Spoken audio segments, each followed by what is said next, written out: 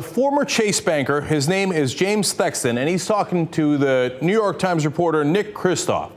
And he told him how Chase would systematically target minorities in this country to make sure that they got higher paying loans, which basically then robs them of money, even if they qualified for regular loans, what they call prime loans, because they wanted to make a bigger commission. In fact, I'll let Kristof explain as he talks to him. Here's Kristof explaining Thexton. Quote, one memory particularly troubles Thexton. He says that some account executives earned a commission 7 times higher for subprime loans rather than prime mortgages. So they looked for less savvy borrowers, those with less education, without previous mortgage experience, or without fluent English, and nudged them towards subprime loans.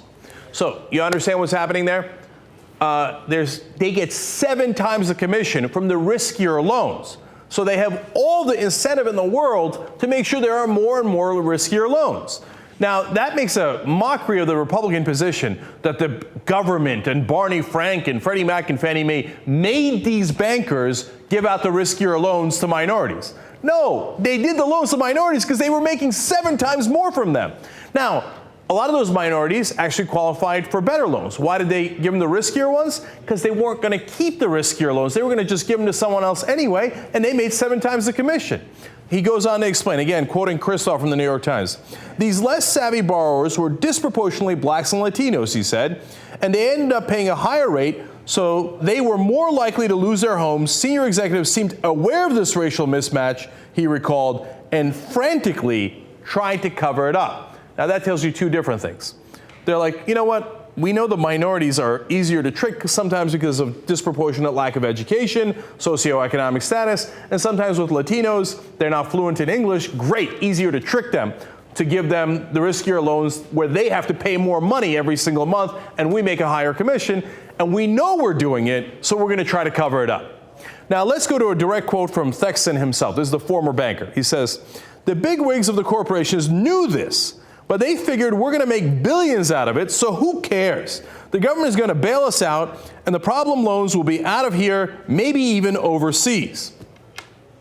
So as I said to you, and we've explained on the show many times, after they made the loans, people like Chase, they just wrapped them up and sent them to other companies, sometimes overseas to German investors, Japanese investors, Russians, etc. And sometimes they shuffled the bad mortgages off to Fannie Mae and Freddie Mac and left it on the doorstep of the American taxpayer. They're like, so the more subprime loans we can make, the better. So let's go try to find some people we can rob.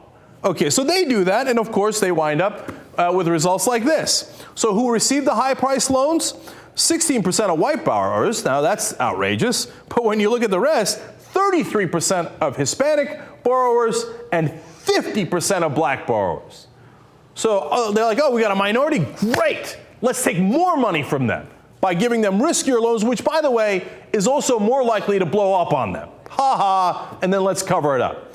Well, a lot of companies did the same thing, including Wells Fargo. You know what they used to call those loans? Quote, ghetto loans. You think they didn't know what they were doing? Now, let's look at what the result of this was when you look at it in the aggregate. The bankers who robbed the minorities after the crash got $7.7 trillion in loans from the Fed. They also got another $700 billion, of course, from TARP. And in the end, they make out like bandits again. So the robbers get extra money for doing the robbing. You wonder why people are angry. And what was the result for Latinos, et cetera, and minorities? Well, 25% of Latino and African Americans have lost their homes to foreclosure or are seriously delinquent, while compared to only 12% of white borrowers. So at twice the rate. Well, you lost your home. Sad day for you. The bankers made, all this money off the trillions they got as a gift. Sad day for you. All right, but then President Obama was supposed to address all of this, right? So he put together a program that would help you with your mortgages. How much did that program get? Well, so far, only $2.6 billion of that money has been spent. So if you were the ones who got robbed, you got $2.6 billion in aggregate if you were lucky, right? Whereas the bankers who robbed you got the $7.7 trillion. That's what people are mad about. And you know what? And then people wonder why Cornel West or Tavis Smiley get upset at the president. Our president is black. I don't know if people remember that, right?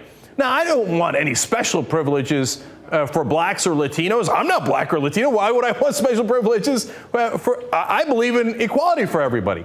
But at least a black president should be able to empathize with things like this. But instead, he went along with the Bush administration and what they were doing and gave everything to the robbers, along with Tim Geithner, his Treasury Secretary, of course, who came up with this whole concoction under both administrations, and then gave crumbs off the table to the minorities who were robbed in the first place.